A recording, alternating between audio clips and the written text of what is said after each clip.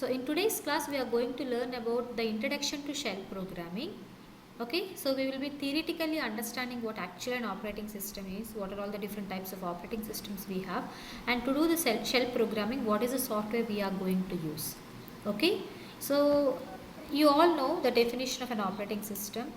Operating system is nothing but it's a system software. Whatever gadget you are using, it should have the operating system. Like you consider your mobile system, mobile devices, or your computer systems that should have the operating system. Like mobile devices will have different type of operating systems, your computer systems will have different types of operating system. The main motto of having an operating system in your system, mobile device or your computer system is it will act as an interface where the user and the computer hardware can interact with each other, and it will control the overall execution of all kinds of programs. Okay, so examples are reflected here. We have some examples for computer operating systems like Windows, Unix, and if you are using Mac OS, this is one type of operating system. Okay, so whenever we are taking operating system, actually internal part of operating system will contain two parts, that is kernel and shell. So this is the internal diagram. If you see, suppose the user is sitting here and the hardware component is here, you can see in the middle we have the operating system, and this operating system consists of two components, that is kernel and the shell. Okay, so these are the two main primary components of your operating system. Now what is kernel? Kernel is nothing but generally it is called as a heart of your operating system. Here I have mentioned one example called Linux. For whatever operating system you take, this is considered as your heart. Now what is the use of having kernel in the operating system is it does the major activities of all the operating systems. Whatever major activities like assigning the resources to the user, okay, and interacting with the hardware and the user, that will be done by the kernel. Okay, so it will be taking care of the communication between the hardware and the software, whatever we have.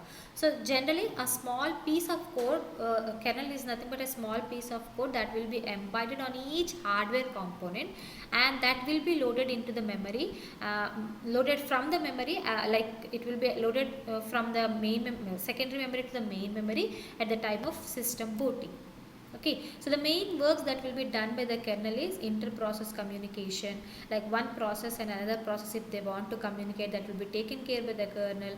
Memory management, process management, these works will be done by the kernel.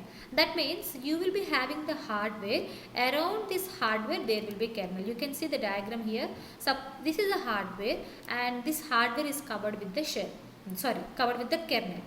Got it? So this is the work of the kernel. Now let us see the second component of the operating system, that is shell. Now the name itself, it is called a shell. Shell is nothing but it provides a protection to the hardware components. Like whenever, like we can say, it is an outer layer of the operating system. So whenever the user wants to work or if they want to communicate with the operating system, the communication will be through the shell, through some command prompt. Okay, so the user has to give the information through the command prompt. The shell reads the information through the command prompt, and it will then check whether the command prompt, the command whatever is given is correctly it is given or not. That means let us consider you are using a command called calendar command. So whenever you are giving calendar command, then you need to specify a particular year. Let us consider 2022 you need to give. So this is the correct way of using the command. But suppose instead of writing like this, you will be writing calendar and you are writing your name. Let us consider Raj. You are writing the name called Raj. In that case, what happens? This is not the correct way of using the command. This is invalid command. So the kernel reads the command first, and then it will check the command is valid command or not. Okay, and it also check it has been correctly used or not. Let us consider cal is a valid command, but CALANDER is not a valid command. That will be checked here. And here what it will check whether it has been properly used or not. This is not proper usage of the command. Once everything is right, then it will convert that command into kernel understandable format, and then from then onwards the kernel will take care. That means you can understand here, the kernel will provide you an interface where the user can interact. The user can give the commands here, and then the command will check the validity of that command, and then if everything is okay, then the request will be proceeded to the kernel, and there the kernel will take care of assigning the resources and all. In total, shell and kernel is combinedly called as operating system. So whenever this input, whatever we are giving here, it can be from the user directly, or it can be from an application, whatever it can be. So you can see here, this is the hardware we have. Already we understood this one is surrounded by the kernel.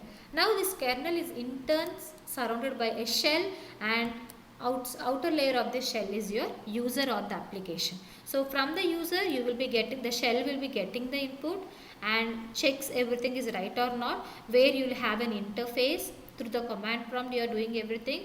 If everything is okay, then the kernel will take over, and then it will provide the resources that is requested by the user or the application.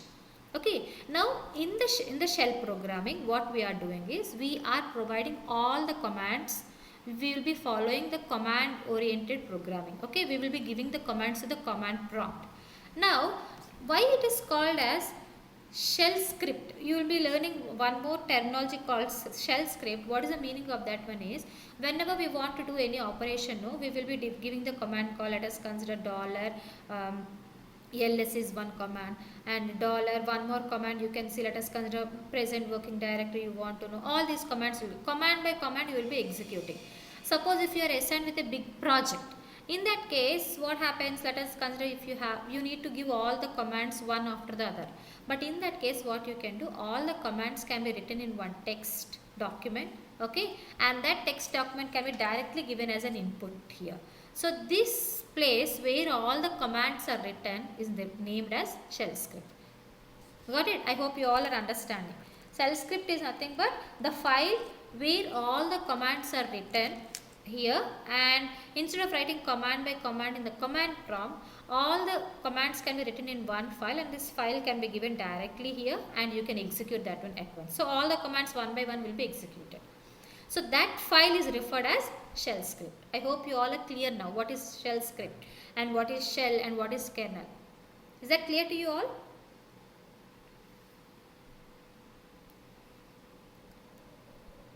Can I get the confirmation?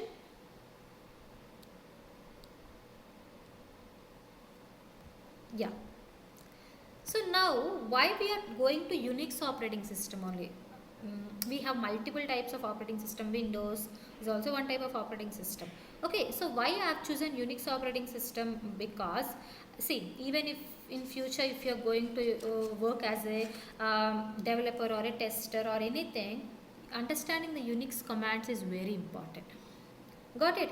And most of the real-time applications, like we can say 90% of the real-time applications are all hosted on the Unix or Linux operating system only. And nowadays everything is cloud oriented, right? So most cloud platforms are hosted on the Linux or Unix operating system only. There is not much difference between the Linux and Unix. I'll show you the difference between the Linux and Unix. Okay, one flavor of Unix operating system is Linux operating system. Okay, right? So the reason behind why we need to learn this Unix programming or Unix shell scripting, whatever it may be, because everything nowadays, everything this has come from long back, but still it is in boom. Like most of the real-time applications, they are mainly hosted using this Unix or Linux operating system only. Okay, and one more advantage of Unix operating system is it provides more security, and protection and security features are more when compared to the Windows operating system. That is why we need to learn the Unix operating system, or about Linux. One flavor of Unix is Linux operating system. So it is created in 1960. Okay, I just want to highlight one more point here. Some operating systems like Unix operating system is completely designed using C programming language. Okay, there are multiple versions with many extensions are there which are designed, like you can say Red Hat, Linux, Ubuntu, and then we have Fedora, CentOS, Slackware, SUSE Linux Enterprise Server. These are all the multiple versions. Why we need to have multiple versions? Because whenever there is a new requirement, they need to add a new add-on to that existing thing, and they have released with the new version. Got it? So all these versions are available. Okay, so now which version you are going to use and why we are going with the Linux shell programming. I'll just highlight the differences between the Unix and the Linux. Got it, all of you? Now what is the difference between the Unix and Linux? First difference is coming to the source code. Whenever we are talking about the Unix, no, the source code is not publicly available. But whereas coming to the Linux, the source code is freely available. Then what is the necessity of having this freely available is, if you want to make any changes in the source code, then you can, according to your requirement, you can make some changes in the source code and you can work with that. Okay, like if you want to change the date or you want to change the time format, the way it is displaying. Okay, then if you are using Unix, no, as the source code is freely available, you can make changes in that, but it is not possible with the Unix operating system. Got it? And the next difference is Unix follows only command line interface, but whereas if you see with the Linux, it follows both the things. What are both the things? It follows GUI, that means graphical user interface, because we are very much comfortable with using the graphical user interface.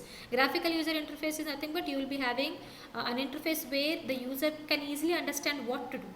But if it is a command line argument, no, we need to remember all the commands and all. But if you come with the Linux operating system, it follows both GUI and also you have an optional command line interface also. Right. The next difference is portability. Unix is not portable, but Linux is portable and can be executed on multiple hard drives. And the Unix operating system is mainly designed to work with mainframe computers or high-end computers only. But whereas if you take the Linux operating system, it is designed to be worked with like desktop computers or mobile phones also. We can have the Linux operating system. And these are some of the versions that are available with the Linux operating system. Ubuntu, Red Hat, Solaris are some versions of the Linux operating system. The basic working principle of all this operating system is same, but new features keeps on adding. That is the only thing. Coming to the Unix operating system, these are all the different versions we have. And the file formats are like this. This is the file formats supported by the Unix, and these are the file formats supported by the Linux.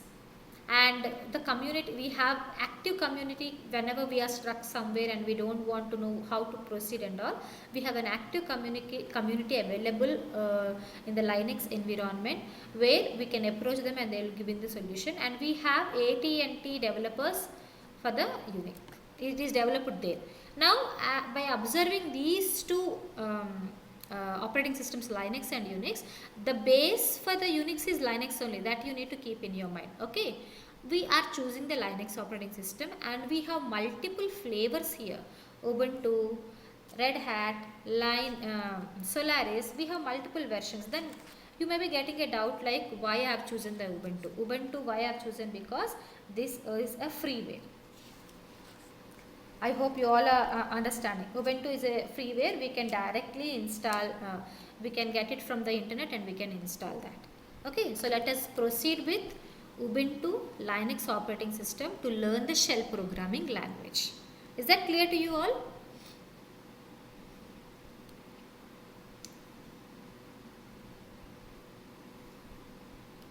Is that clear? Any doubts here?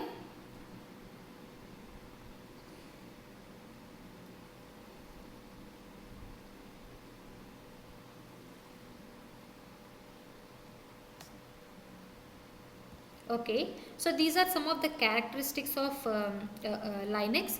Like it is freeware. I already told you what is nothing but freeware. Freeware is nothing but we can, with free of cost, we can download that and we can install that software. And open source is nothing but according to our requirement we can change the code and we can work that. And multi-user is nothing but more than one user can use. But whereas if you are using the Unix operating system, no, it is not multi-user.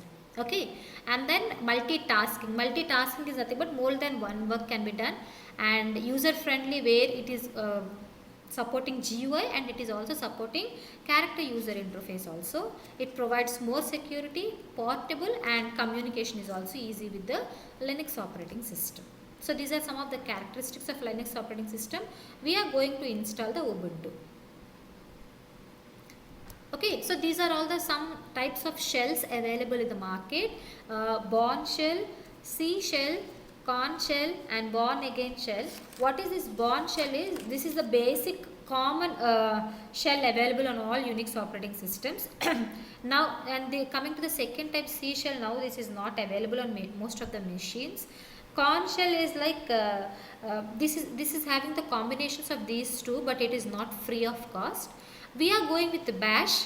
Why? Because it comes with Linux operating system for free of cost. So whenever you are installing Linux now, this comes free of cost. So we will be using this bash shell only. Okay, so no need to install once again new component. It comes along with your Linux operating system. Okay, so here I'll be showing you one link. You all can see this link. What is the use of this link is, this is an online Unix terminal. If you don't want to install anything into your computer, but you want to work with some of the Unix commands and all, then you can directly use this link. Okay, and this link I'll show you how it will look like.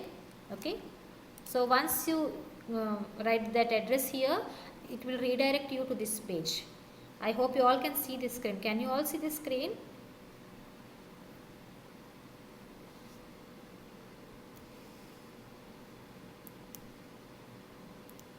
Is the screen available? Is the screen visible to you all?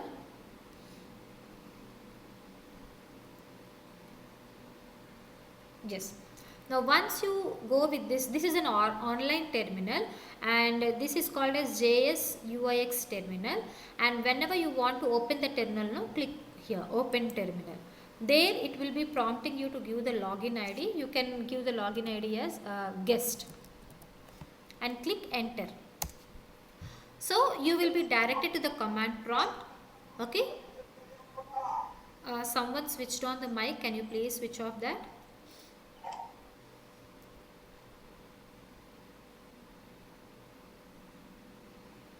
Yeah, thank you. So you can see here, you will be directed to the command prompt here where the dollar symbol is represented here. Okay, now from here you can keep on working with the commands whatever we are going to learn in future. In future, whatever commands we want to use, no, you can directly use here. If you want to know what are all the commands available, but here the problem with this online terminal is, this may not be supporting all the commands that we can use with the real Ubuntu once it is installed. Okay, so that is the problem. If you want to know what are all the commands it is supporting, no, just type help and click enter. You will be getting the commands list available here. So only it will be supporting only that commands, that many number of commands only. But if you want to have to learn in completely full all the commands, if you want to work with, then we don't have another option.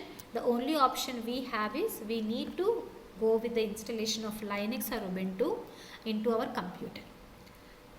Okay, but what I am doing is, I am not going to install the Linux because my computer is already installed with the Windows operating system. I don't want to disturb that. So I want to have one supporting system which is called as virtual box, which is nothing but a virtual machine. Into that I will be installing this Linux operating system. So where I will be having my main operating system Windows, and one virtual machine also will be there which is installed with the Linux operating system. I hope the introduction part is clear to you all.